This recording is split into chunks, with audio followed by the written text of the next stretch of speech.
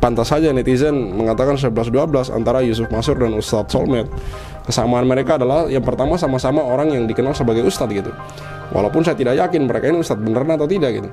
Yang kedua, orang-orang mengenal bahwa mereka ini selain sebagai ustadz juga punya bisnis sendiri gitu.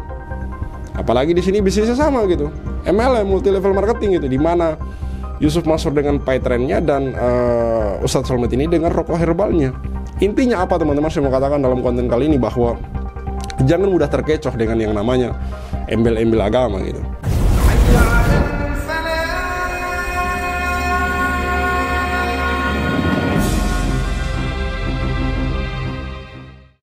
Bismillahirrahmanirrahim. Assalamualaikum warahmatullahi wabarakatuh. Kembali bersama saya Al-Walid.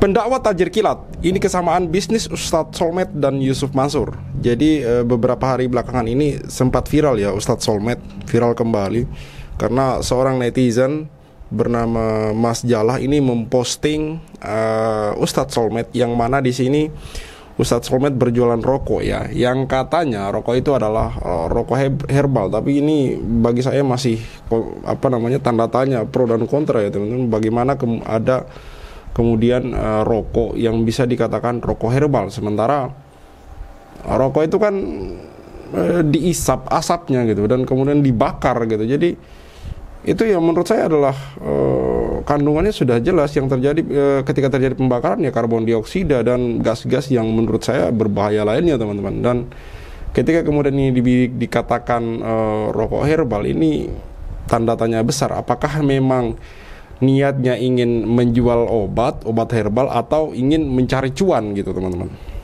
Dan seperti yang teman-teman ketahui bahwa Ustadz Solmed ini juga terkenal sebagai ustadz gitu.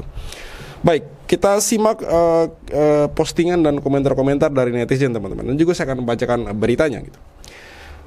Ternyata sumber cuan Ustadz Solmed dari jualan rokok obat, tanda kutip, dalam kurung, gimana?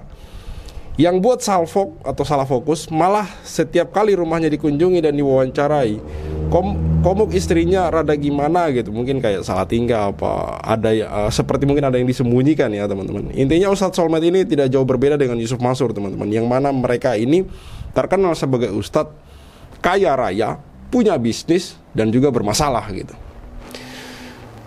Ada komentar di bawahnya, lagi-lagi jualan agama, waduh, ngaku ustadz kedok aja nih, kayak Yusuf Mansur juga ceramah sebagai kedok, ujung-ujungnya bisnis nyari cuan. Gaya-gaya Yusuf Mansur ya, memang kalau orang melihat Ustadz Solmed ini pasti 11-12 dengan Yusuf Mansur gitu, bermasalah gitu. Jir, MLM the next Yusuf Mansur, yang kaya mah yang foundernya, usernya cuma dijadiin exit liquidity. Iya. Jadi seperti yang sering saya katakan bahwa Yusuf Mansur membuat bisnis itu kesannya, ini kita tidak menuduh, tapi seolah-olah hanya ingin memperkaya dirinya sendiri teman-teman. Membuat bisnis investasi ini, ketika orang kemudian sudah mengumpulkan duit, bisnisnya mangkrak. Membuat bisnis investasi ini, ketika kemudian orang sudah mengumpulkan duit, bisnisnya mangkrak. Paytrend, Hotel City, batubara. Tapi dia sendiri bisa berinvestasi di bisnis lain, misalnya warung stick and stick. Dia punya duit gitu, tapi kenapa setiap bisnis yang dia bangun itu mangkrak? Karena orang-orang bisa berpikir, jangan-jangan duit investasi dari umat yang selama ini dikumpulkan itu digunakan untuk dia berinvestasi di bisnis lain gitu. Bisnis yang dia bangun untuk kemudian umat berinvestasi ini hanyalah kedok, hanyalah cara untuk dia mengumpulkan uang dari orang banyak gitu. Ustadz Solmed ini hanya salah satu pion yang punya jamaah atau pengikut besar. Pemilik aslinya ada di Malang, yang juga ustadz. Strategi jualannya menggunakan jamaah sebagai marketing ya. Jadi misal ke Bandung untuk dakwah, lalu jualan kepada jamaah atau pengikutnya. Ini aneh ya, seperti itulah teman-teman. Namanya asap hasil pembakaran, tuh kandungannya nggak jauh-jauh dari CO2 atau H2O dan H2O. Di mana letak sehatnya gitu? Ya benar. Seperti yang tadi saya katakan gitu. Semenjak munculnya Ustadz, nggak begitu suka dengan perangainya. Ustadz kalau ceramah pasang tarif yang sama aja jualan agama. Merek rokoknya aja sin alias dosa. Kenapa banyak yang nggak sadar ya? Intinya bagi saya, Ustadz Solmed dan Yusuf Mansur ini 11-12. Yang mana hari-hari ini kami titik beratkan kepada Yusuf Mansur, karena menurut saya Yusuf Mansur ini sudah banyak tidak terlepas ya, tidak tahu juga Ustadz Solmed ini ke depan bagaimana ya. Yang jelas Yusuf Mansur ini banyak merugikan orang, teman-teman. Yang kita ketahui secara terang benderang itu ada seperti Paytrend, Hotel City, investasi batu bara, Moyavidi, program tabung tanah, program umrah merdeka, dan masih banyak lagi masalah-masalah lainnya gitu. Seperti misalnya perumahan Kaisal Mansur. Perumahan ini kan diketahui bodong, teman-teman, yang mana sampai hari ini orang-orang yang sudah membayar DP rumah tersebut tidak bisa atau tidak menerima kunci gitu. Artinya tidak menghuni rumah tersebut, tidak memiliki rumah tersebut, padahal mereka sudah mengeluarkan sejumlah uang gitu, ratusan juta nilainya, teman-teman. Dan korban ini bukan 1-2 orang gitu, ratusan orang gitu. Mari kita bacakan sedikit berita dari suara.com. Pendakwa tajir kilat, ini kesamaan bisnis Ustadz Solmed dan Yusuf Mansur. Suara.com, Ustadz Solmed kini mendulang kontroversi menyusul sosok Ustadz Yusuf Mansur. Publik menilai kedua sosok pendakwa tersebut kerap menimbulkan polemik, terutama terkait bisnis dan harta kekayaan mereka. Kekinian, publik menyorot tarif Ustadz Solmed yang mencapai angka jutaan rupiah dan dinilai tak wajar bagi seorang pendakwa. Api kontroversi yang sama juga pernah menerpa Yusuf Mansur yang bisnisnya dinilai penuh problema. Lantas, bagaimana kesamaan bisnis dari kedua pendakwa tersebut?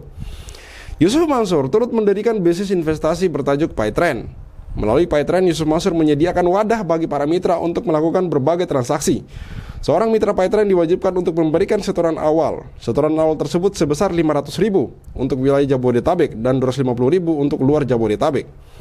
Selain itu, Yusuf Mansur juga tercatat menjabat sebagai PT Partner Adi Perkasa.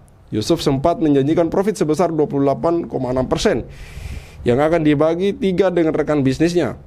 Bisnis tersebut merupakan bisnis batubara yang oleh sang pendakwa diklaim bisa meraup cuan yang besar. Sayangnya bisnis tersebut sempat mandek dan para rekan bisnis Yusuf Mansur menuntut hasil sebagaimana yang telah dijanjikan. Seorang atas nama Zaini Mustafa akhirnya mengajukan tuntutan ke Pengadilan Negeri Jakarta Selatan. Bukan main, Zaini menuntut Rp 98 triliun kepada sang pendakwa.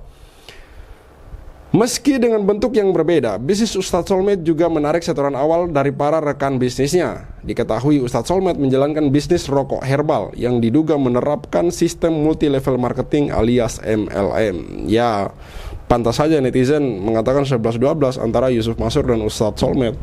Kesamaan mereka adalah yang pertama sama-sama orang yang dikenal sebagai Ustadz gitu. Walaupun saya tidak yakin mereka ini Ustadz beneran atau tidak gitu. Yang kedua, orang-orang mengenal bahwa mereka ini selain sebagai ustadz juga punya bisnis sendiri gitu. Apalagi di sini bisnisnya sama gitu, MLM, multi level marketing gitu, di mana Yusuf Mansur dengan Paytrendnya dan Ustadz Solmed ini dengan rokok herbalnya. Intinya apa, teman-teman? Saya mau katakan dalam konten kali ini bahwa jangan mudah terkecoh dengan yang namanya embel-embel agama gitu.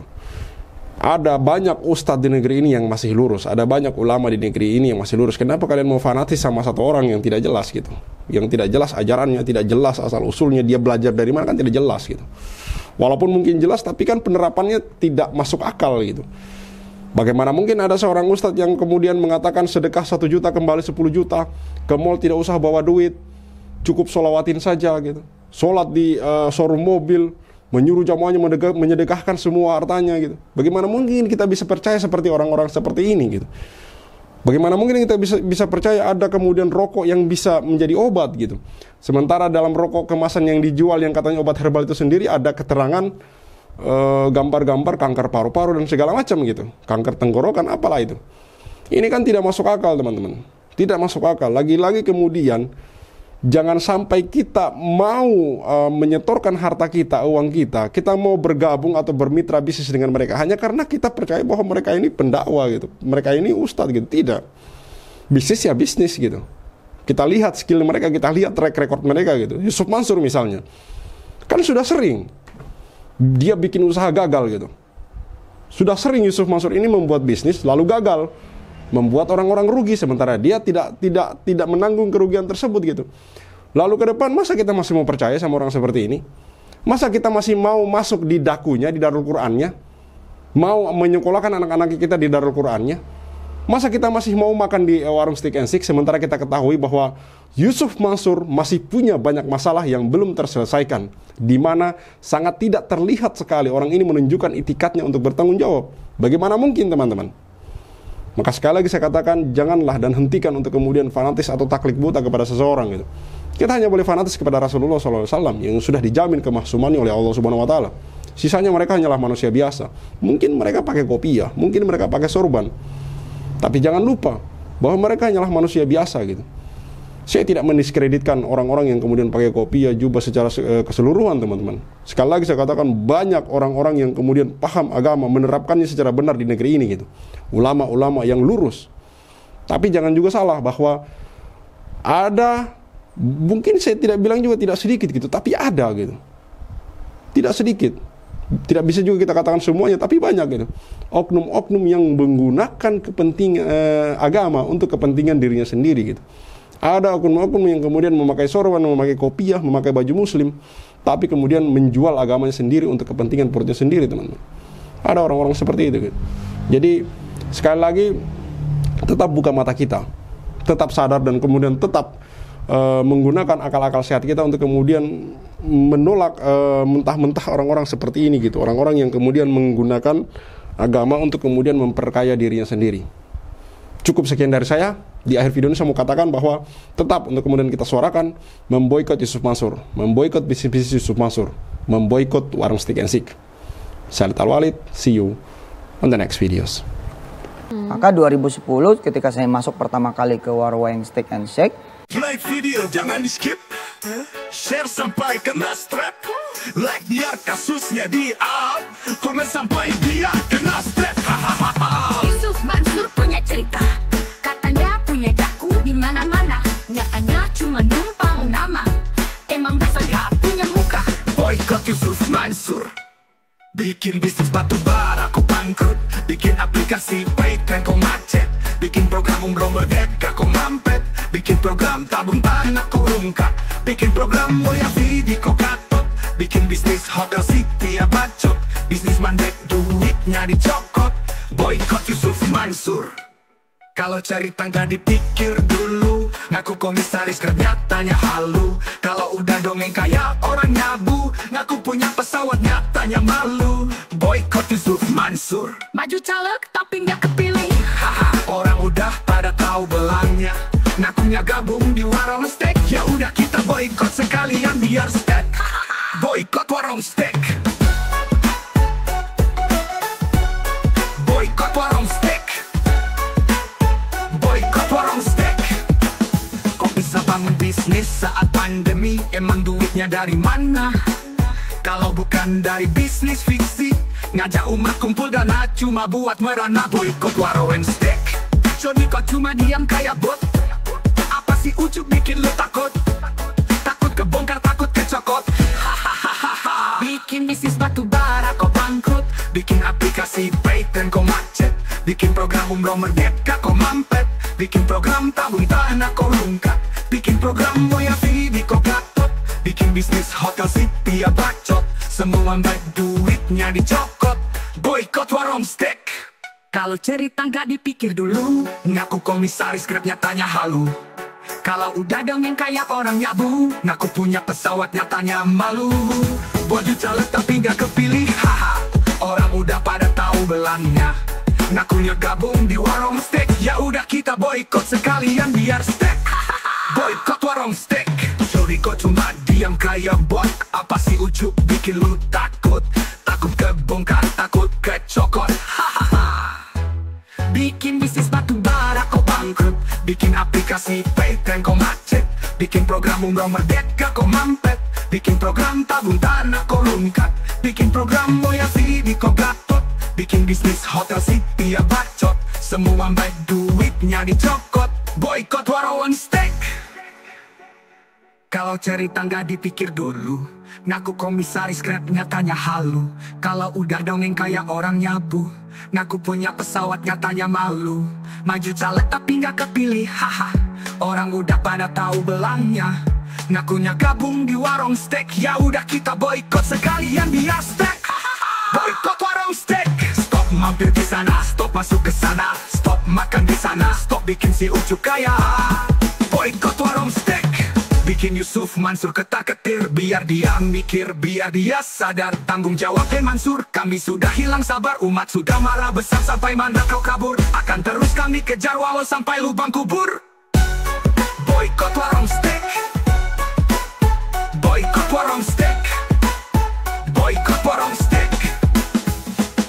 Play video jangan di skip, share sampai kena strap. Like biar kasusnya di up, komen sampai dia kena step. Hahaha.